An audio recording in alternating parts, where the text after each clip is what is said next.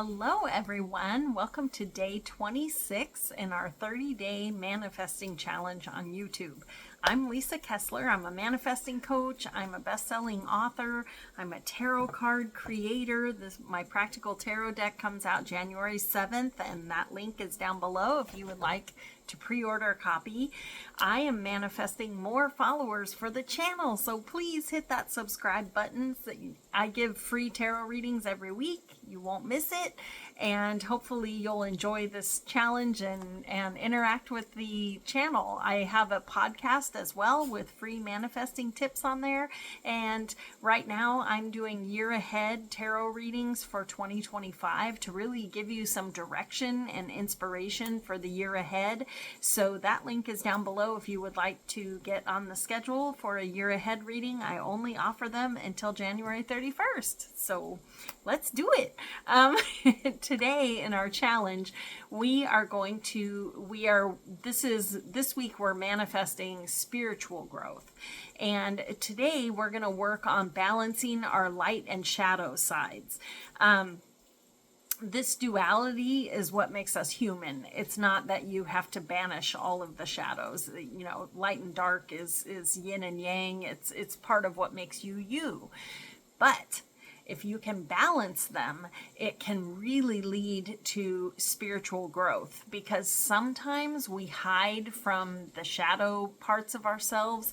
And when they call it, doing shadow work, when I was first starting down my spiritual path, I used to really struggle with that because I'm a people pleaser. I didn't want to think I had any shadow parts, right? But really what it is the parts of you that gave you lessons.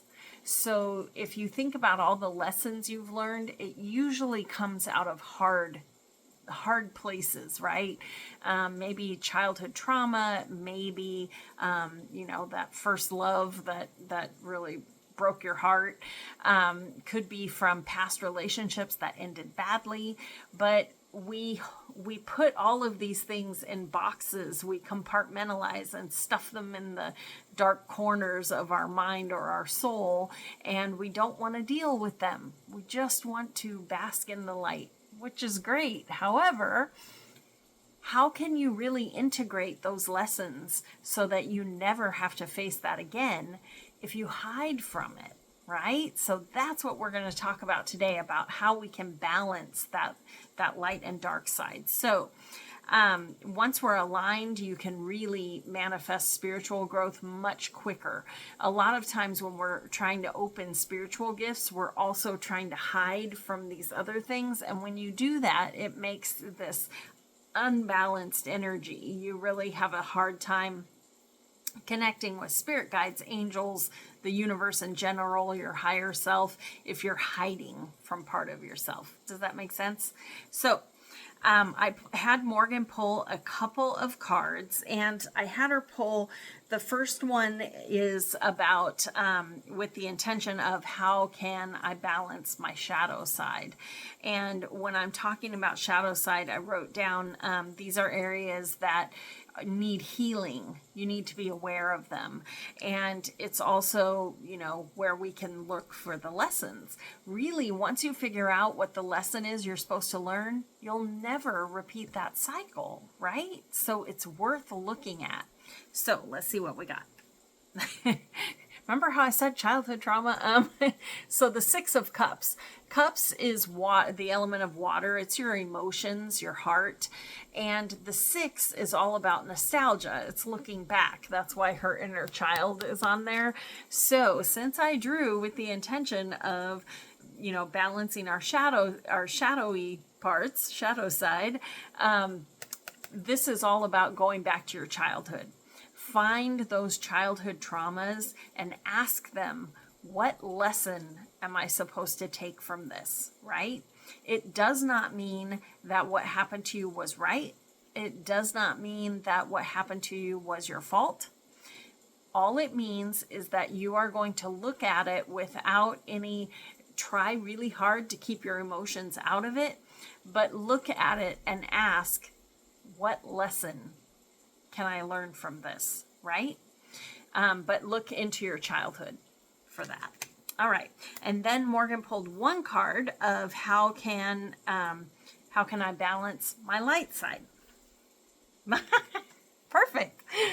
The Fool. I love this card. It is one of my favorite cards in the entire Practical Tarot deck. The Fool is all about taking a leap of faith. And she has no idea that she is growing wings. She is trusting. She has her hand on her heart. She is trusting to step into a brand new day, right? And she's going to fly. When you get the Fool card, it's never because you're going to look foolish. It's more about that it's out of your comfort zone. So you're afraid you might look foolish, but you will not. And since we drew this with the intention of how do we balance our light side, when you are poking around trying to find the lessons in the shadow side, when you are back to looking at your strengths, believe in yourself. Take a leap of faith. When opportunities come, do not let these shadowy parts of yourself tell you, you can't do that. You're not good enough. Not true. Take that leap of faith, right? Believe in yourself. Trust yourself. You are just on your way. All right. When those opportunities come and it feels a little out of your comfort zone, remember this card and go, nope, I'm trusting that this is the time to step forward. All right. I love that. Both those cards are excellent for balancing that light and dark. So I have some tips for you to work on this on your own. Journal. I think I already mentioned that earlier in the video, but journaling is a really great way to get everything out on paper so that you can look at it unemotionally, right? You may cry writing it down, and that's okay. You have to get all that emotion out. It's just energy. Let it out. Cry it out while you're writing it all down. But then once it's all down on paper, you can examine it. Ask yourself, what was the lesson that I can take from this, right? Another thing you can do is just reflect on one at a time. Do not sit down and try to write down every bad thing that you feel bad about from your life. That is overwhelming and that is not helpful. So basically you're going to pick one thing. So I'm going to make something up. Let's say that you constantly think that no one cares about you. And maybe you're going to try to get to the bottom of that. Why do I believe that? Ask yourself that and then journal on it. What if you discover that your mom left you somewhere and it took her out when you were a kid and it took her hours to realize that you weren't with her?